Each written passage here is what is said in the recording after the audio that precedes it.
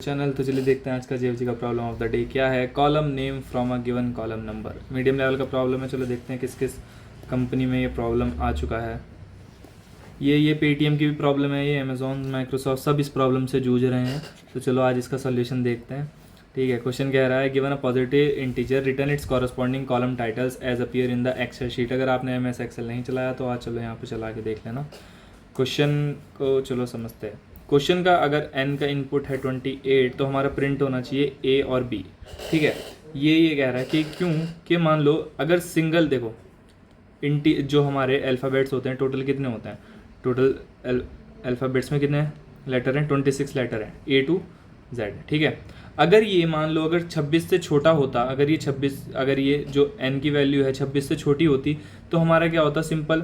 अगर मान लो 1 से लेके 26 तक कुछ भी होता, ठीक है, 1 से लेके 26 तक कुछ भी होता तो सिंगल लेटर आता।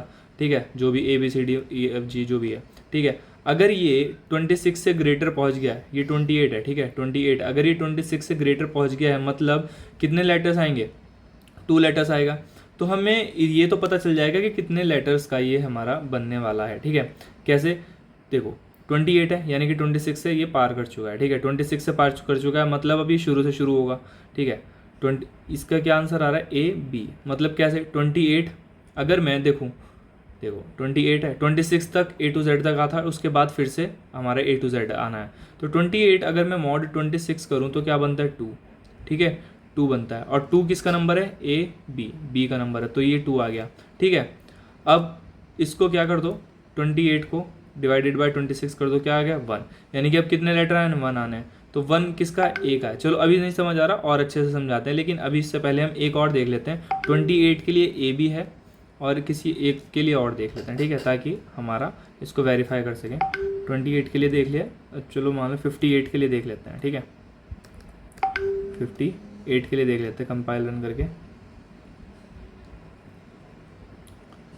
28 के लिए AB था और 58 के लिए BF है। ठीक है, बॉयफ्रेंड है तुम्हारा यहाँ पर। अब चलो इसको सॉल्व करते हैं। देखो यहाँ पर मैंने क्या स्ट्रिंग बना रखी है ऑलरेडी।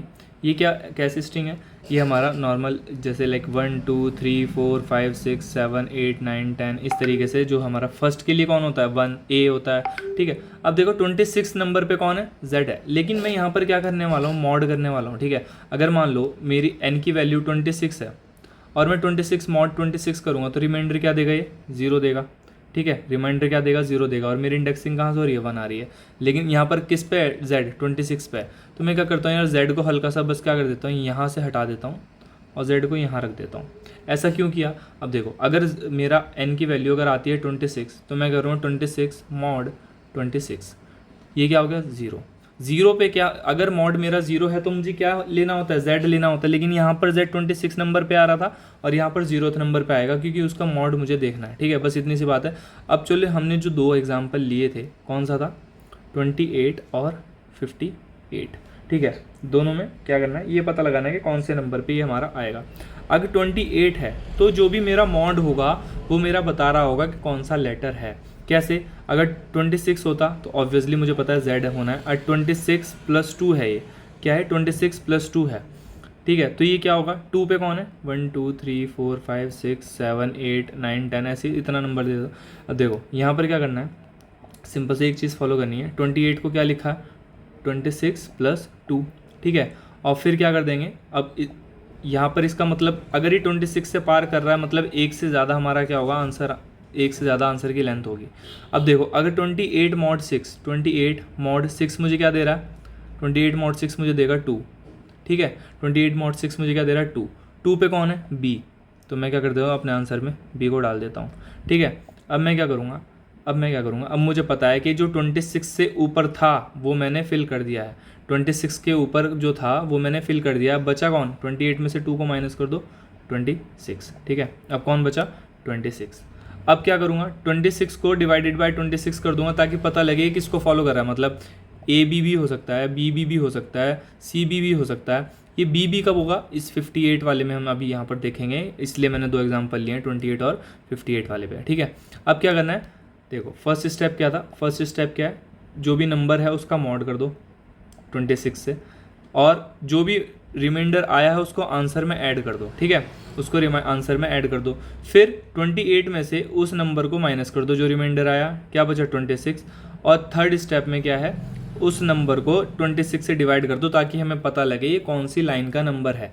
जैसे कि अगर ये बी लाइन का नंबर होता तो ये हो सकता था हमारा 52 प्लस 8, 52 प्लस 2 54, ठीक है, 54 पे ये हमारा बी भी बन जाता। अब क्या है 26 है, तो 26 को 26 से डिवाइड करा तो 1 बना, और 1 पे कौन है, ए है, तो ये क्या बन गया ए बी, ठीक है। इसमें अगर नहीं भी समझ आया तो 58 इस वाले पे समझ आएगा कि हम 58 वाले में क्या कर रहे हैं, ठीक है।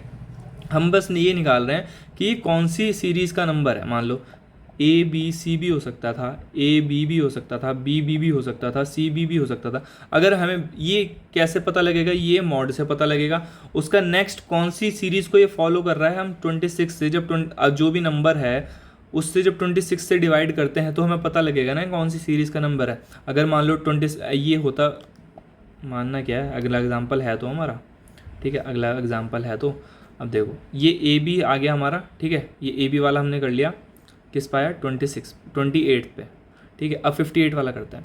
मैंने क्या बोला, 58 को डिवाइड कर दो, मॉड कर दो 26, 58 मॉड 26 क्या दे, 26 टू ज़ा होता है मेरा 52, ठीक है। तो ये रिमाइंडर कितना हुआ, 6 हुआ। 6 मेरा क्या है, रिमाइंडर है, तो मैं क्या करता हूँ 6 देखता हूँ, 1 2 3 4 5 6, 6 पे कौन है, एफ मैंने डाल दिया, ठीक है। अब मुझे क्या करना है, 58 में से माइनस करना है किसको, जो मेरा रिमाइंडर था क्या था 6। अब कौन बचा 52, ठीक है, 52 बचा। अब मुझे क्या करना है, 52 को किससे डिवाइड करना है, 26 से। 52 को 26 से डिवाइड करूँगा तो क्या बचेगा मेरा, 2 बचेगा, 2 पे कौन है बी, तो ये क्या बन जाएगा बी एफ। इसी तरीके से मुझे कब तक करना है, जब तक मेरा n की वैल्यू ग्रेटर देन 0 है तब तक ये काम मैं करता रहूँगा। अब n की वैल्यू क्या कर दी मैंने, 2 कर दी, ठीक है। n की वैल्यू क्या है, 2 है।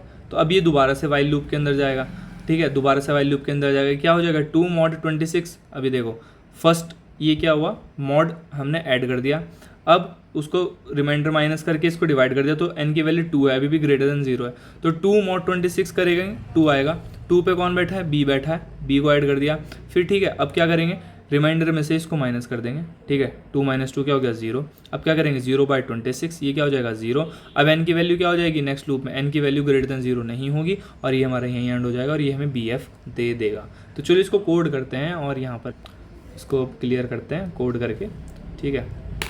यहाँ पर देखो, यहाँ पर क्या लेना, एक स्ट्रिंग ले लेंगे, ठीक है, स्ट्रिंग एस जो कि हमारा बताएगा सब कुछ कौन कहाँ है। कहाँ से शुरू करना था, जेड, फिर A B C D E F G H I J K L M N O P Q R S T U V W X Y, ठीक है, Z A B C D E F G H I J K L M N O P Q R S T U V W X Y, ठीक है। अब क्या करना है, string एक answer ले लूँगा जो कि मुझे लास्ट में प्रिंट करानी होगी, ठीक है, जिसमें अपने आंसर को ऐड करूँगा, ठीक है। ये खाली अभी मेरी एम्प्टी स्ट्रिंग है और मुझे लूप कब तक चलाना है, जब तक मेरा n की वैल्यू ग्रेटर देन 0 है तब तक ये लूप मुझे चलाना है। और वो क्या करेगा, देखो मुझे सबसे पहले क्या कैलकुलेट करना है, रिमाइंडर क्या हो जाएगा n मॉड 26, n मॉड कौन 26, ठीक है, ये मेरा रिमाइंडर हो गया। और जो भी रिमाइंडर पे वैल्यू है, मतलब अब यहाँ पर ये जो भी इंडेक्स देगा, रिमाइंडर मेरा एक तरीके से क्या है इंडेक्स है, तो उसको क्या कर देना है, उसको आंसर में लेके चलना है कि S of remainder plus answer, मतलब हमें फ्रंट में ऐड करना है, इसलिए एस ऑफ रिमाइंडर में आंसर को ऐड कर रहे हैं, ठीक है। और अगर मेरा अगर मेरा ए की वैल्यू अब रिमाइंडर अगर मेरा 0 हो जाता है, ठीक है, रिमाइंडर मेरा 0 हो जाता है तो ए क्या हो जाएगा इक्वल्स टू 26, रिमाइंडर क्या हो जाएगा 26, मतलब अगर वैल्यू 0 है तो मतलब वो क्या है 26 मतलब z है, तो n minus equals to remainder को माइनस करना है और फिर n को क्या करना था, डिवाइड करना था, n इज इक्वल्स टू 26 से उसको डिवाइड करना है। ये चलता रहेगा और लास्ट में मुझे सिंपल रिटर्न क्या कर देना, आंसर कर देना, ठीक है। कंपाइल रन करते हैं इसको, कंपाइल रन हो गया, BF दे दिया है, सबमिट करते हैं, सबमिट भी हो गया है। तो चलिए गाइस, आई होप सो आपको ये प्रॉब्लम का सोल्यूशन आज समझ आया हो, ठीक है, इतनी सारी कंपनीज़ की प्रॉब्लम आज सॉल्व हो गई है। तो चलिए इसे वाइंड अप करते हैं गाइस, थैंक यू।